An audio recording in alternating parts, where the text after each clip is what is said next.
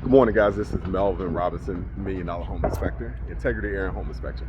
All right, so I'm at a new construction inspection, and I want to kind of do a different video. This video, I'm going to show you what you're going to look for as a homeowner, what items to quickly point out, and that way you as a homeowner, if you decide to get a home inspection or if not, then you can actually know what we're looking for.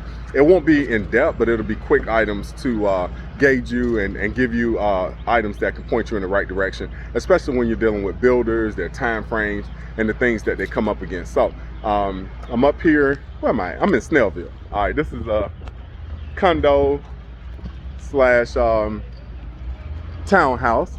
It's pretty decent. Nothing like super crazy. The first thing we're gonna look for is when you pull up, you just look at the exterior.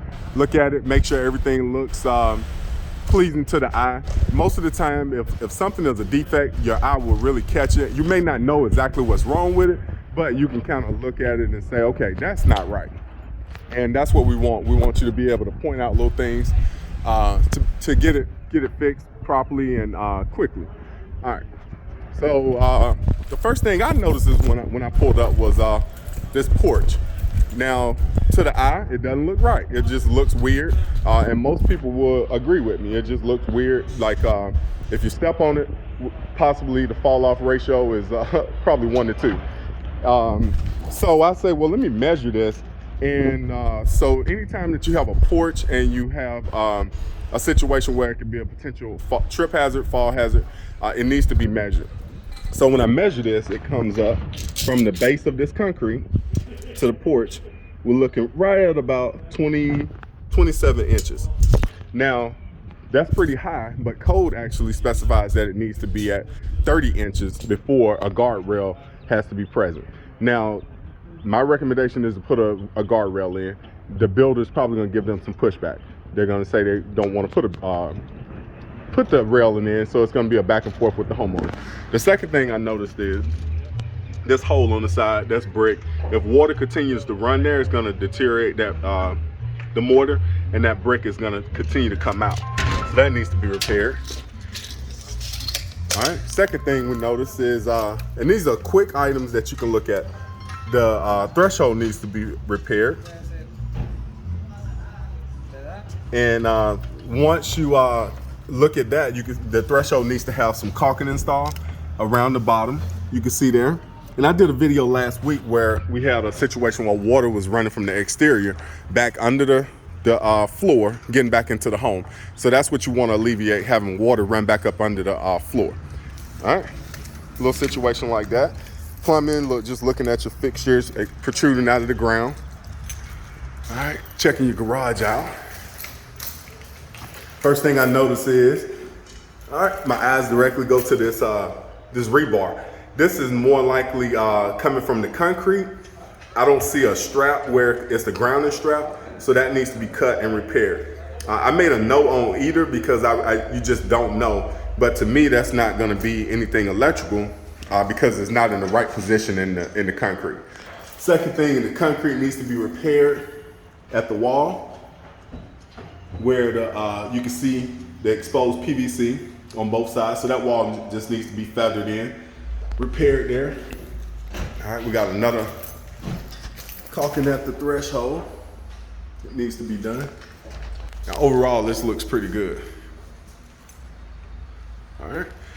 So as a homeowner, you know, just kind of look in your panel box. I tripped the Lunchroom earlier, so I knew I had to reset that. So I'm gonna just reset that, and you can actually come to your panel box, make sure things trip properly, reset them, make sure all your labels are in. So as a new homeowner, when you come in, you can know exactly what to go to. Check your garage door, make sure it operates and comes back up. All right, and one thing I like to do when I come into a new construction, a lot of times you'll have situations with water leaks that kind of are slow. So I'll come in, I'll run the tub. I'll run the tub normally for about 10 to 15 minutes as I'm doing something else. I try not to run the sinks because what can happen is if the sink is stopped up or if they have material that's ran through the sink, that sink can start to overflow. Now you should have an overflow in the sink, but this one, of course, is one of these newer sinks that doesn't. But old school used to have a hole here, and that takes the excess water and cycle it back through. But if this sink fills up, it's gonna run out. All right, check all my plumbing.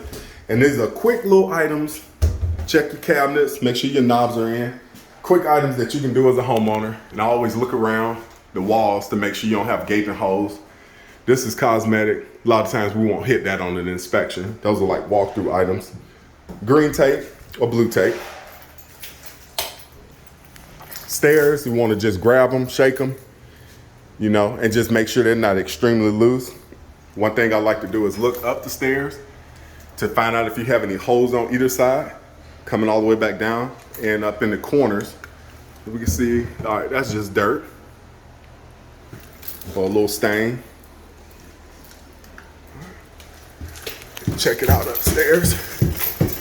And the biggest thing in new construction is going to be with the floors. For some reason, D.R. Horton has had issues with their floors. So what I like to do is walk the corners. I'll walk the corners just to find out if you have any squeaking in the floors. And that way we can catch that. Always open the windows. Siding on the fireplace needs to be cleaned. That's pretty simple. That's a cosmetic issue. But when I see that much of it, I go ahead and put it in the report. All right, kitchen area.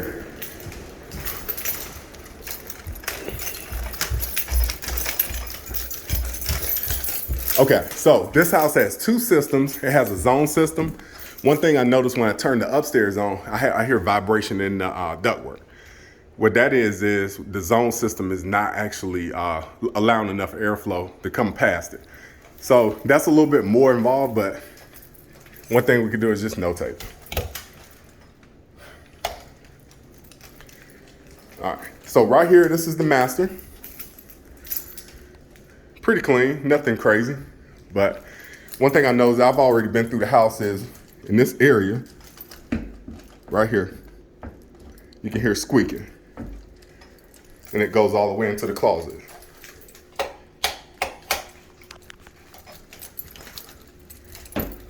All right, you hear that? So that's one thing that they'll have to pull the carpet and either put screws and nails in to secure the floor, to subfloor, to make sure it's not squeaking and that noise is coming through. So you can actually hear it all the way through here. And that's the subfloor. Right up under the pad, and then the carpet needs to be secured. The bathroom, not a lot you can do in here, but you know, you want to just check around your shower, make sure that you got a good bead of caulking. And this is clear caulking, so you can't really see it. Make sure the caulking is all the way down, all the way around, and it's good. Make sure that your drain is good and sealed. A lot of times they'll leave that drain loose and water can get in between the floor. Run your water. Just check everything out. Make sure your trim is good. A lot of times you'll have damage around your doors, around the cabinets. I'll check your siding on the countertop, making sure that's secure. Make sure you don't have any gaps. Make sure the fixtures are tight. I shake everything. It's a really like a touchy-feel business, just to make sure that you grab everything. Your doors, that needs to be clean. And usually my rule is I don't shut doors while I'm in the room, but you know, for video purposes. So that door is not catching, that needs to be notated. So little stuff like that you want to just try to catch before you get your day of closing and they're scrambling trying to get stuff done without you knowing about it, and then you're having to come back to the builder to get things taken care of. All right, laundry room is pretty good.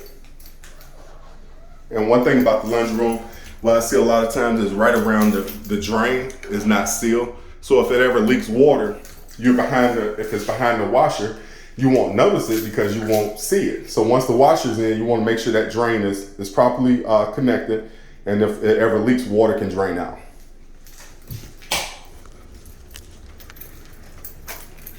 All right, moving right along. So like the windows, check your windows, make sure your windows are good, your locks. And you know, that's pretty little small stuff, but a lot of times in new construction you have windows that are install too tight, they'll bind and they'll start to cause you issues. In your bedroom, second bedroom upstairs. Same thing. We got another bathroom over here, and we got a little bit of damage on the cabinet, so little stuff like that. Somebody already put a little piece of tape there. Caulking at the floor. A lot of times I'll see where we got separation at the floor in the tub. So right here, you want to make sure that that caulking gets repaired, because water can get over in there, cause you a little bit of damage. All right, same thing in that corner. All right. And that's it. So, you know, if you guys decide to get you a new construction home, these are the little things that you can kind of look for while you're doing your purchase, while you're doing your walkthroughs, because it is stressful. It is a lot of timing involved. All right, so, all right, give us a call if you ever need a home inspection or if you have any questions. Melvin Robinson, Integrity Air Home Inspection. Have a great day.